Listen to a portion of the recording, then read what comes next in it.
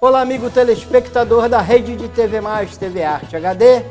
Começa agora mais um plantão de notícias e vocês acompanham conosco. Lula participou da posse de Aloysio Mercadante no BNDES e desmentiu empréstimos ao exterior a fundo perdido. Remédio à base de canabidiol poderá ser fornecido pelo SUS no estado de São Paulo. Balas perdidas, as crianças são as principais vítimas de violência no Rio de Janeiro. E o programa do governo federal investe na redução de filas de cirurgias eletivas do SUS. E a Marinha do Brasil investiga causas de naufrágio na Baía de Guanabara. Essas e outras notícias vocês conferem agora no Plantão de Notícias.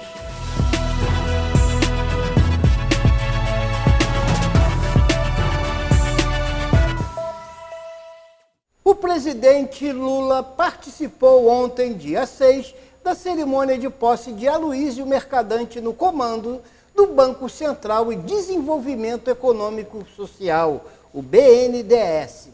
No discurso de posse, Mercadante disse que o banco vai se empenhar na digitalização das empresas, vai apoiar micros e pequenas empresas e também falou sobre a desigualdade de gênero e de raça no país, que fará parte da estratégia de negócios do Banco Público. E em uma reportagem especial da TV Brasil, você acompanha o papel da instituição e como funcionam os empréstimos e como são feitos os pagamentos. Vejam conosco. O Banco Nacional de Desenvolvimento é uma empresa pública e tem como único acionista o governo federal. A missão principal do banco é criar linhas de crédito para financiar obras que tragam desenvolvimento e retorno financeiro para o país, no Brasil ou no exterior. Ao longo de 20 anos, o BNDES financiou a comercialização de bens e serviços brasileiros para 15 países. Nestes casos, os recursos são destinados ao exportador brasileiro em reais, com desembolso no Brasil, após a comprovação das exportações brasileiras. E agora, uma boa notícia que pode ser a abertura de portas para a cura de muitas doenças. Preste atenção. A liberação do remédio à base de canabidiol já em São Paulo é quase uma realidade. O governo de São Paulo sancionou uma lei para proporcionar, por meio do Sistema Único de Saúde, o SUS, o acesso a medicamentos derivados da cannabis. A lei ainda precisa ser regulamentada para que comece a ter efeitos práticos na vida dos pacientes, mas já é comemorada com esse avanço. É de uma flor que Cidinha extrai o óleo que dá vida à filha Clarian. Hoje, aos 19 anos e pulando corda, nem parece. Mas até aos 10, ela praticamente não falava, nem tinha músculos para ficar de pé. O diagnóstico foi o de uma doença rara, a síndrome de Dravet. E a melhora veio com um derivado da maconha. É uma epilepsia severa que tem riscos de morte súbita. Tanto é que nós já quase perdemos ela por várias vezes, porque é uma convulsão severa e durava de mais de uma hora e meia convulsionando. Então, quando a Clara começava a convulsionar, com 2 minutos de convulsão, a gente já tinha que correr para o hospital. Cidinha conseguiu na justiça o direito de cultivar a planta em casa para extrair o óleo essencial e criou uma associação para compartilhar o remédio com outras mães e pacientes. O equilíbrio começou a melhorar, a fala começou a melhorar, ela começou a falar as coisas dentro do contexto. Meu filho ficava assim: mãe, olha como ela tá falando, mãe, ela tá falando certinho. Com 8 meses ela tomando óleo, nós fomos no aniversário do meu sobrinho, coloquei ela na cama elástica. Foi a primeira vez que ela conseguiu ficar em pé e pular sozinha na cama elástica. Alguns medicamentos à base de cannabis podem ser importados para o Brasil desde 2015, mas o processo é caro e burocrático. A literatura médica internacional já descreve efeitos comprovados da cannabis para doenças como epilepsias, esclerose múltipla, síndrome de Dravet. Essas substâncias elas se ligam em lugares que a gente chama de receptores, que estão presentes em todas as nossas células, né? Células do cérebro, do sistema imunológico, da pele, Então, todos os tecidos do nosso corpo possuem esses receptores, que nós chamamos de canabinoides, do tipo 1 e 2. Por isso que a gente consegue atuar em tantos tecidos e de tantas maneiras diferentes. E agora nós vamos falar de uma estatística lamentável. Crianças são as vítimas principais da violência no Rio de Janeiro. Nos últimos 12 meses, balas perdidas atingiram pelo menos 10 crianças na região metropolitana do estado do Rio de Janeiro. A vítima mais recente é uma menina de 8 anos, moradora do Jardim Catarina, no município de São Gonçalo. Ela estava no quintal de casa quando foi atingida nas costas e socorrida pelos próprios pais. Acompanhe. Desde 4 de dezembro de 2020, a vida de Lídia Santos se transformou completamente. Nesse dia, ela perdeu uma neta e uma sobrinha, vítimas de uma mesma bala perdida de fuzil que atingiu as duas crianças. Rebeca tinha 7 anos e Emily 4. Elas morreram enquanto brincavam na porta de casa, em Duque de Caxias, na Baixada Fluminense. No momento em que as crianças foram baleadas, a polícia realizava uma operação no local. Na versão oficial, traficantes atiraram nas meninas, mas para Lídia, os policiais foram os responsáveis pelas mortes. Eles entram na comunidade atirando, por quê? Porque eles sabem que eles não vão ser punidos em momento nenhum. Dados do Instituto Fogo Cruzado revelam ainda outros números. Entre julho de 2016 e janeiro desse ano, 122 crianças foram atingidas por disparos de armas de fogo no estado do Rio. 34 dessas vítimas morreram. Lucas Loubach, que é um dos coordenadores da organização não governamental Rio de Paz, diz que deveria ser criado um novo termo para identificar os casos de bala perdida, porque para ele as balas possuem um alvo que tem quase sempre as mesmas características. Vale enfatizar que essas crianças, elas, em sua grande maioria, elas têm endereço, e esses endereços estão localizados na periferia do Rio, no subúrbio, na região metropolitana, ou seja, lugares pobres, favelas, comunidades. E essas crianças também têm cor. Grande maioria de crianças são negras. Um caminho para retirar essas crianças do alvo seria modificar a política de enfrentamento e aumentar a presença do Estado nas comunidades carentes. O problema de segurança pública é muito mais profundo. Tem que envolver educação, tem que envolver infraestrutura nesses lugares, tem que envolver saúde nesses lugares, tem que envolver desenvolvimento nesses territórios. Lídia Santos também sonha com mudanças para que outras crianças não se transformem em vítimas, como aconteceu com a neta e com a sobrinha dela. Que as crianças possam brincar, que os nossos jovens tenham mais oportunidades, né? E que a gente venha, que o ser humano, que as pessoas venham respeitar mais o ser humano, independente de qualquer coisa. E a gente segue também com uma outra boa notícia. Acompanhem conosco. O Ministério da Saúde lançou o Programa Nacional para a Redução de Filas de Cirurgias Eletivas no SUS. O investimento é de quase 600 milhões. O anúncio foi feito pelo presidente Lula durante a inauguração de uma unidade oftalmológica no Rio de Janeiro, onde cirurgias e transplantes de córneas são realizados pelo próprio SUS. O dinheiro vai ser distribuído para estados e municípios de todas as regiões do país. A expectativa é de que esse ano as unidades de saúde realizem 450 mil cirurgias a mais do que em 2022. Cada estado poderá estabelecer as cirurgias prioritárias, de acordo com a realidade local. Vamos começar com as cirurgias e vamos caminhar para os exames diagnósticos, para a questão das especialidades, de uma forma muito integrada com estados e municípios. Durante o evento no Rio de Janeiro, o presidente Lula também falou sobre a importância da campanha de vacinação. É uma questão da ciência. Se tiver 10 vacinas da Covid e 50 para tomar, eu tomo tantas quanto for necessária, porque eu gosto da minha vida. E eu acho que cada um tem que gostar da vida dos seus filhos, levar as crianças na idade certa. E agora vocês vão acompanhar o desdobramento do naufrágio que aconteceu aqui no Rio de Janeiro, na Baía de Guanabara. Bom, a Marinha já começou a investigar as causas do naufrágio aqui na Baía de Guanabara, onde 6 pessoas morreram. Uma traineira, embarcação que virou na tarde de domingo, dia 5, quando voltava de um passeio com 14 pessoas, virou ali no meio de uma tempestade. Os corpos de 3 vítimas já foram resgatados na manhã de segunda-feira, dia 6. Outros 3 corpos já haviam sido resgatados na noite de ontem. Os passageiros encontrados com vida foram levados para o hospital da região.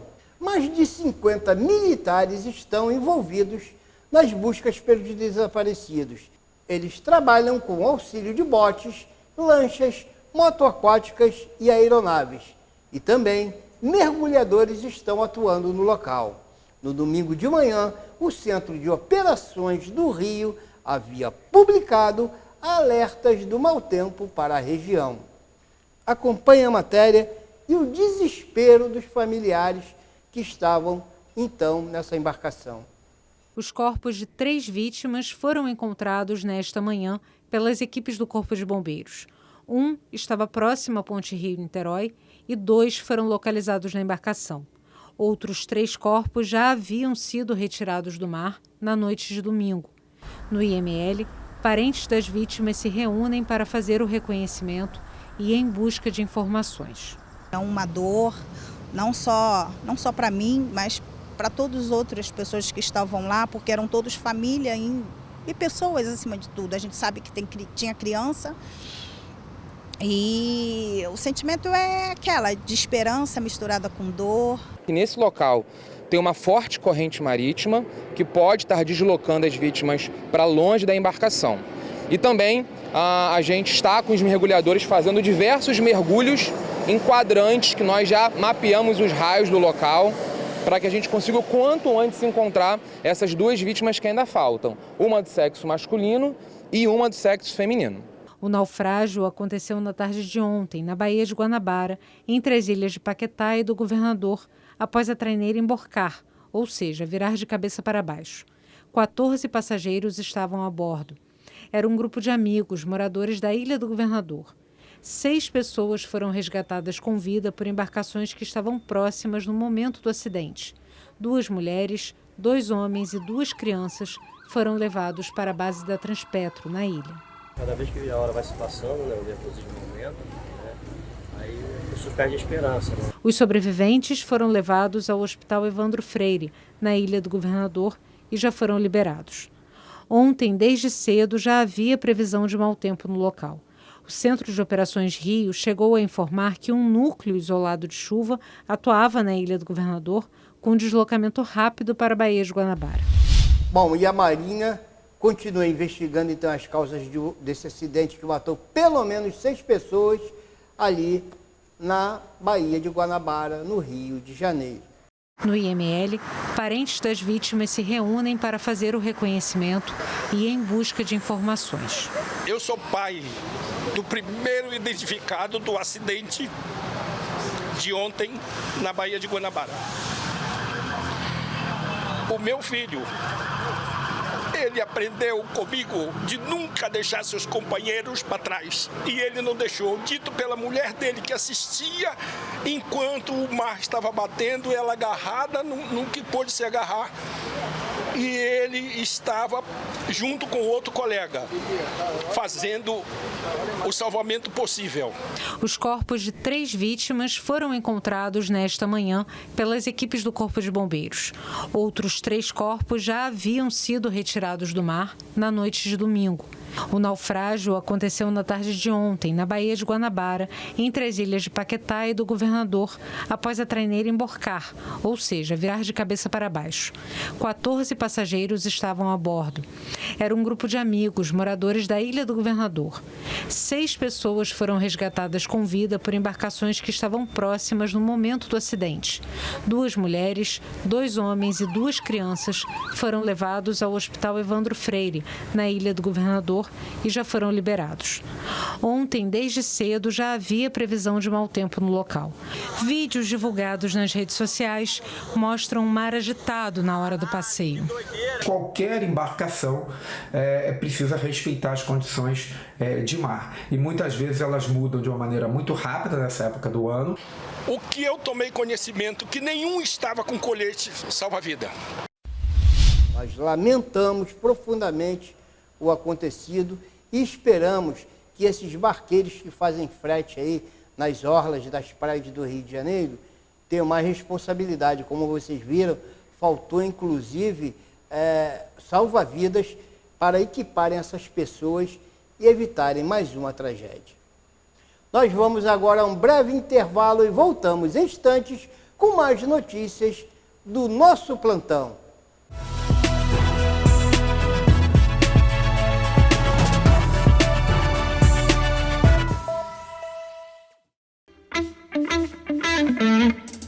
O mais completo tratamento odontológico especializado e moderno você encontra na Clínica Doutora Cláudia Facioli. Clínica geral, próteses em geral, extração, tratamento de gengiva, tratamento de canal, clareamento, implantodontia, obturação, aparelhos ortodônticos, harmonização facial.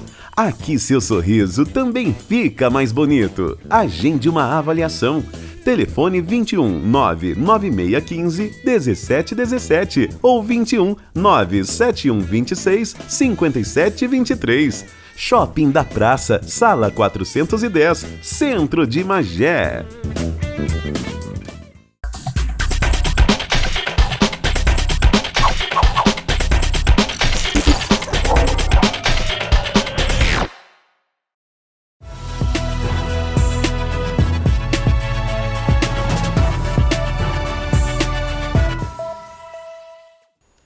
Já de volta ao nosso telejornal, vocês vão conferir agora os comentários de Carlos Emir e, na sequência, as notícias locais com Maurício Aragão.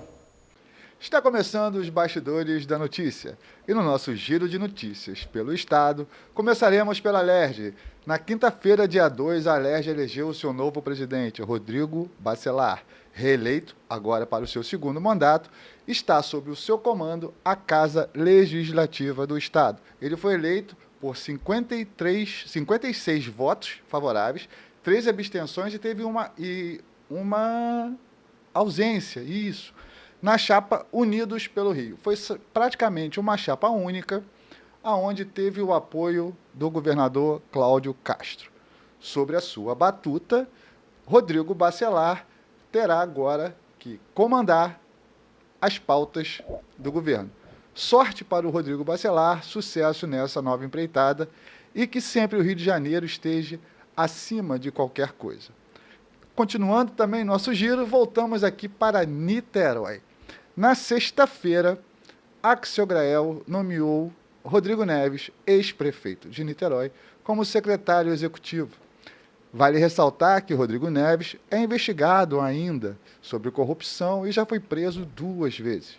Sobre a sua batuta, Rodrigo Neves terá mais de 60 milhões de reais para fazer obras na cidade. Foi assinado agora o contrato de revitalização do centro no valor de 9,6 milhões de reais para uma construtora que está sob regime fiscal. Digo, isso é quando a pessoa pede a falência, ele entra no regime de recuperação fiscal, e é a mesma construtora que está com as obras de revitalização da região oceânica atrasada, causando transtornos para a população de Niterói. Rodrigo Neves é candidato a prefeito, já foi declarado isso. Nada melhor do que ter um orçamento na mão para fazer obras de infraestrutura e obras de revitalização. Semana passada nós tivemos a Veneza niteroense. A chuva torrencial, que é a característica do verão, mostrou que a cidade não está preparada e não tem a infraestrutura necessária para evacuação da água da chuva, porque, literalmente, Niterói fica debaixo d'água. E essas obras de infraestrutura são mais obras de embelezamento do que obras que realmente a cidade precisa. Um orçamento milionário de obras e as crianças continuam fora das escolas, sem creche. Então, temos que ver essa prioridade, porque Niterói, infelizmente, tem uma base aliada na Câmara que, naquela velha política que a esquerda sempre faz, do toma lá, dá cá, onde a maioria dos vereadores tem seus apadrinhados e secretarias regionais, em troca de um apoio totalmente velado à atual administração. Vamos acompanhar todas essas obras e contratos, porque ano que vem nós teremos eleições municipais. E nada melhor do que Niterói se transformar num canteiro de obras para fingir que está sendo feito, mas, na verdade, não está, porque infraestrutura não é embelezamento. Continuando aqui, eu quero aqui desejar meus sinceros pesares à família do João Carlos Tomassi, ex-diretor da Câmara Municipal de Magé. Veio a falecer agora, recentemente, e vai deixar saudades à população de Magé.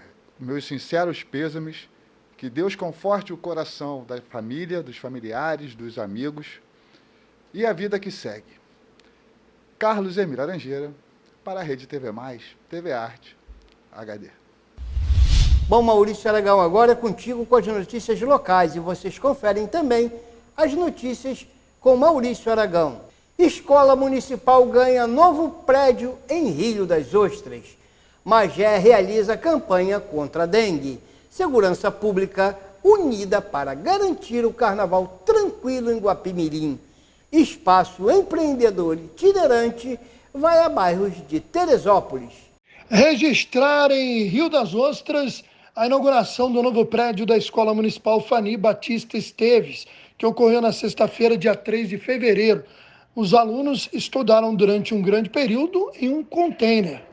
Cíntia Rocha, repórter da Prefeitura, traz mais detalhes. A escola, parada há quase 10 anos, ganhou um prédio novo, com salas de aulas mais amplas e ambientes confortáveis e funcionais. A expectativa está sendo muito grande, né? Estou muito feliz, o povo todo está feliz, a nossa comunidade também, né? Do Nova Aliança, guardava isso há muito tempo, né?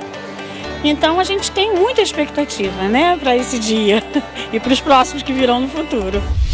Na última sexta-feira, dia 3, aconteceu no centro de Magé o lançamento da campanha 10 Minutos Salvam Vidas, que busca conscientizar a população no combate ao mosquito Aedes aegypti, vetor de doenças como a dengue, zika, chikungunya e febre amarela. Os agentes da Educação em Saúde e Mobilização Social realizaram uma atividade nas ruas do centro de Magé para mobilizar a população de preservação e cuidado com a proliferação do mosquito.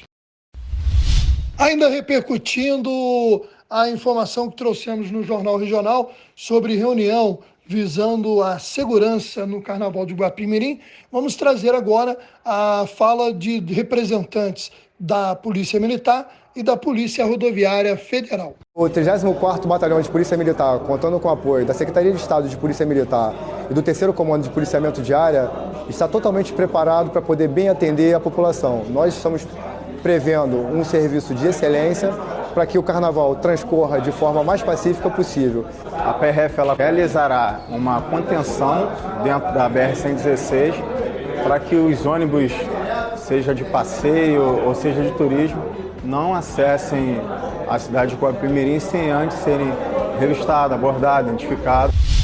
O espaço do empreendedor itinerante, que leva os atendimentos oferecidos pelo Cine, Sistema de Empregos e Ouvidoria Geral, também Cadastro Único do Desenvolvimento Social, em Teresópolis, estarão nesta quarta-feira, dia 8, das 10 às 13 horas, na Coreia, na sede da Associação de Moradores e Colaboradores do bairro. Na próxima semana, dia 15 de fevereiro, estará em Água Quente e no dia 1º de março, o bairro do Meudon será visitado. Bom, nós vamos falar agora do calorão do Rio de Janeiro, vamos falar da temperatura na nossa cidade. Bom, com o maçarico ligado, não foi empecilho para o pré-carnaval no Sambódromo, nas ruas do Rio de Janeiro. Aqui já é carnaval.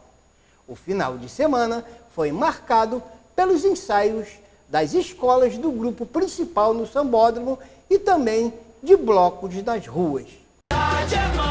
resplandece a beleza do meu puro paraíso. Salgueiro foi a primeira a entrar na Sapucaí com o enredo Delírios de um Paraíso Vermelho. O carnavalesco Edson Pereira, que fala sobre o valor da liberdade de expressão.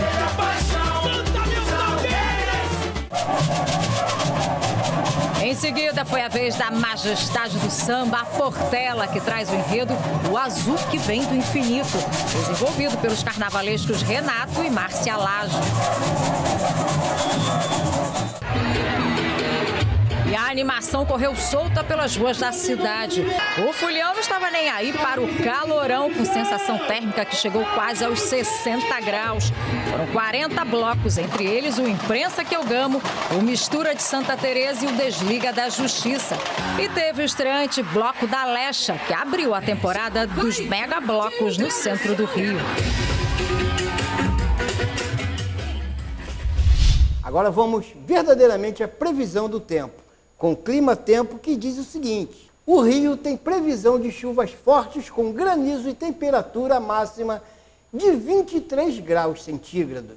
Nesta terça-feira, a condição é de chuva, principalmente para o sul do Rio de Janeiro, Minas Gerais e a faixa leste do estado de São Paulo. No estado paulista, o dia vai começar com sol, mas essas pancadas vêm no final da tarde. Inclusive, devem ser acompanhadas de queda de granizo, principalmente na zona da Mata Mineira e também na parte central do estado do Rio de Janeiro. Já na metade norte do estado de Minas e também o Espírito Santo, o tempo fica firme e não há condições para precipitações. Em relação às temperaturas, o dia começa com 20 graus em Belo Horizonte, 19 em São Paulo e a temperatura máxima deve alcançar os 30 graus tanto em Vitória como em Belo Horizonte e 28 graus na capital do Rio de Janeiro. Vamos acompanhar agora as últimas notícias do esporte também com Maurício Aragão.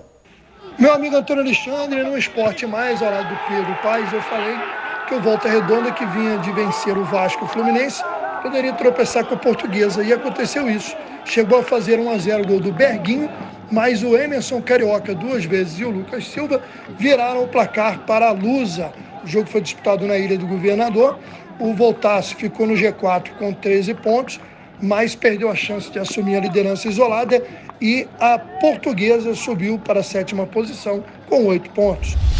E um raio atingiu uma casa e causou incêndio em Nova Friburgo.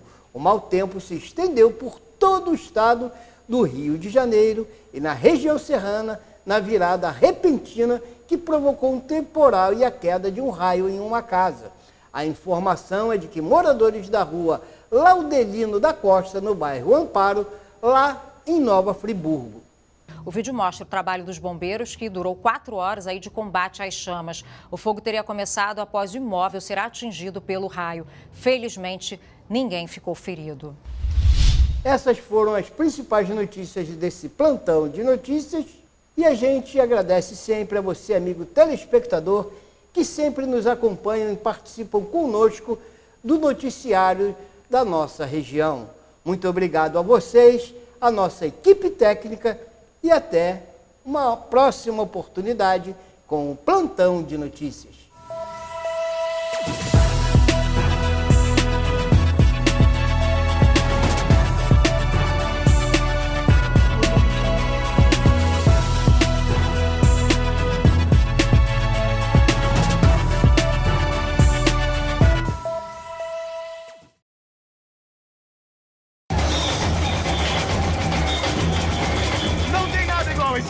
Você também tá sentindo essa vibração?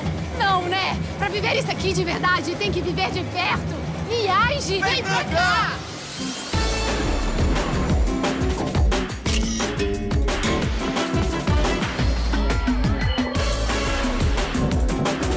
Viva de perto a cultura do nosso país. Viaje Brasil, sede de experiências incríveis.